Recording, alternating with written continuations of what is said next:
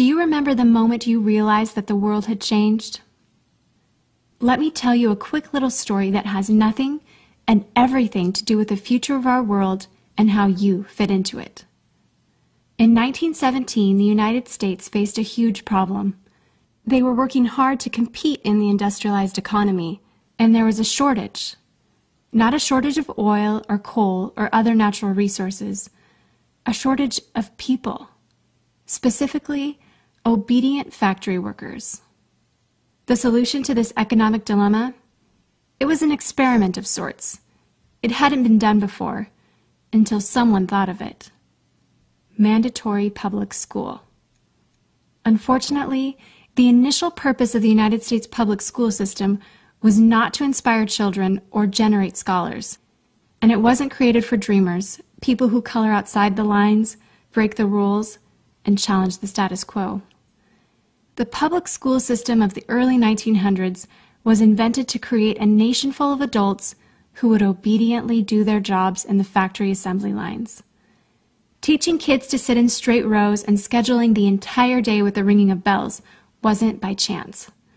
Punishing those who didn't conform was purposeful.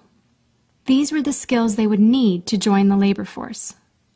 Intentional or not, this early method of turning dreamers into workers was an investment in the nation's economic future. And it worked. This then led to several generations of productive, fully employed workers. But it isn't working anymore. Why? Our economy has changed. We don't live in an industrialized economy anymore. We live in a connected economy. Right now, there are more users on Facebook than there were people on the planet 200 years ago. Technology has made it possible for us to connect with people, ideas, and information from anywhere in the world instantaneously. And as a result, our economies have expanded from localized towns and communities to the entire world. We have globalized trade in nearly every way. In the past, the obedient, do-what-you're-told without question people were rewarded for working hard and putting their dreams aside in order to toe the line. They were given well-paying jobs that led to long-term careers. They were guaranteed pensions, benefits, and the promise that they would always be taken care of. And they were. But that promise is gone for most of us today. Even if you have a white-collar job, the majority of white-collar workers are still working in a factory. Instead of operating a sewing machine or welding a widget, they now push pencils, type on keyboards, or process paperwork. It's still factory work because the entire focus of the day is spent on increasing productivity, which leaves little room for creativity, spontaneity, or individuality. The educated, hard-working masses are still doing what they're told, but they're no longer getting what they deserve. Even if you do everything you are told to do today, graduate from high school, go to college, get a degree, work hard in whatever job you can find, if you're lucky enough to find one, you're not guaranteed anything. Companies are being forced to change or die right now. Layoffs happen much more often than job openings appear, and the highest paying jobs are disappearing or heading overseas at an alarming rate.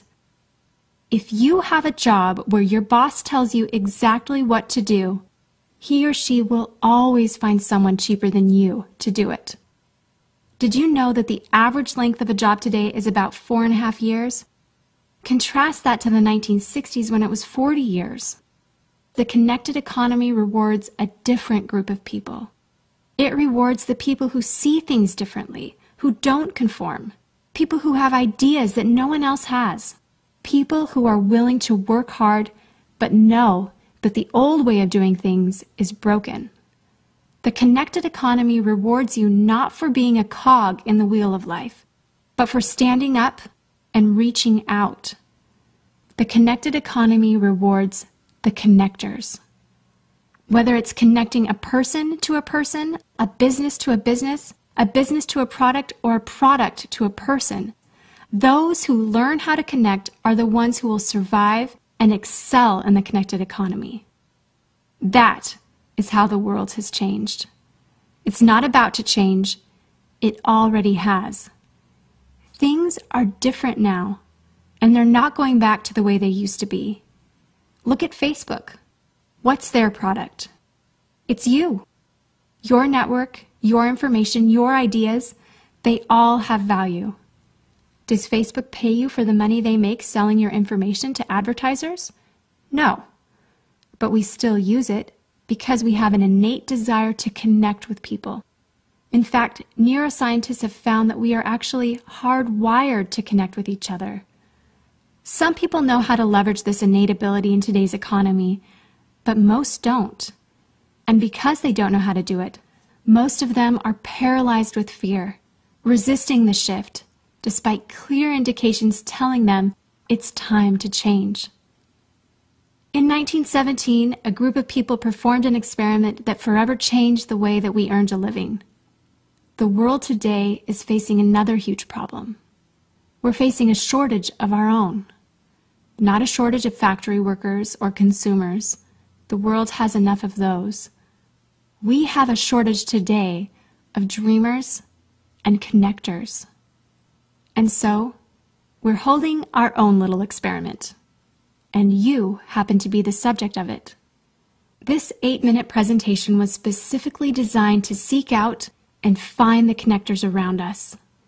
Those who recognize that we are on the brink of the next economic revolution, who are ready to thrive in the connected economy, and who are searching for the best way to do it.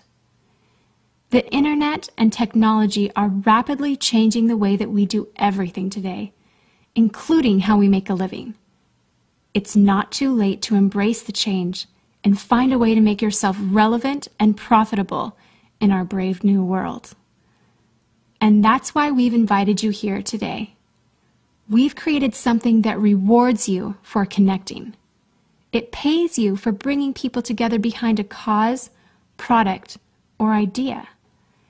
And we have systematized it and made it so that you can do it from anywhere, with anyone, at any time. If you are passionate about helping people, if you are passionate about changing lives, if you want to position yourself to be a capitalizing force within the connected revolution instead of just a bystander, let's start now. Do you remember the moment you realized that the world had changed? How about the moment you realized you could change with it? Are you ready for the details?